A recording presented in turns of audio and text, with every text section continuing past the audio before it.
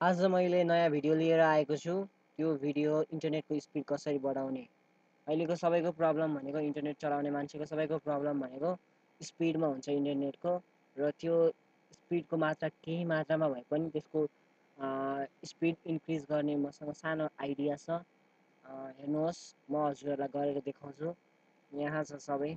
यहाँ सब स्टेप छ। मैले 8वटा स्टेप बनाएको छु। यसमा हजुरहरूलाई सजिलो लाग्ने गरी म देखाउँछु। सबभन्दा पहिला हामी कन्ट्रोल प्यानलमा जाने र कन्ट्रोल प्यानल ओपन गर्ने। त्यसपछि सेकेन्डमा भ्यू नेटवर्क स्ट्याटस एन्ड टास्कमा जाने, त्यसमा जाने र गइसकेपछि ओपन भइसकेपछि र अनि क्लिक गर्ने चेन्ज एडभान्स सेटिङमा भन्छ। एडभान्स सेटिङ यहाँनिर हुन्छ। यहाँनिर गएर एडभान्स सेटिङमा गएर क्लिक गर्ने। क्लिक गरिसकेपछि यसमा आउने अब कुन चाहिँ हो केबाट चलाउनुहुन्छ हजुरहरूले त्यसमा भर पर्छ।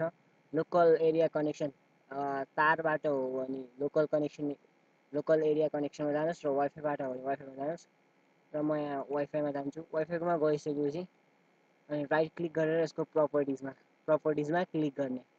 प्रपर्टिजमा क्लिक गर्यो। प्रपर्टिजमा क्लिक गरिसकेपछि यसको लास्टमा हुन्छ हाम्रो यहाँ, मेरो लास्टमा छ, हजुरहरूको अनुसार छुट्यो होला।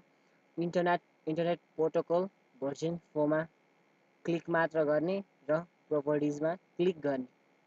प्रपर्टिजमा क्लिक गरिसकेपछि यस्तो आउँछ। यस्तो आएपछि यसलाई केही नगर्ने, तलको यो obtain DNS server address automatically भनेको छ। यहाँनिर यो लाइन यहाँ तल पर्दछ। यो लाइन यहाँनिर जाने use the following DNS server address हो, यसमा क्लिक गर्ने र यहाँ फर्स्टमा 8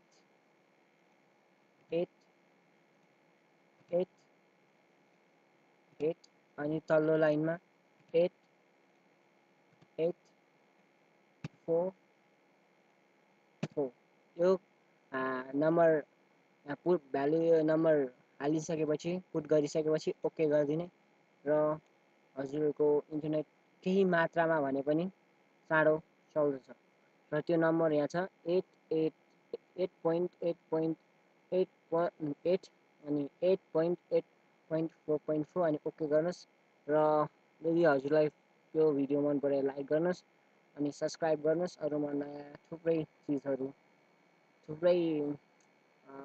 चिजहरू जो हजुरहरूलाई सजिलो हुने भिडियो बनाउँछु। धन्यवाद।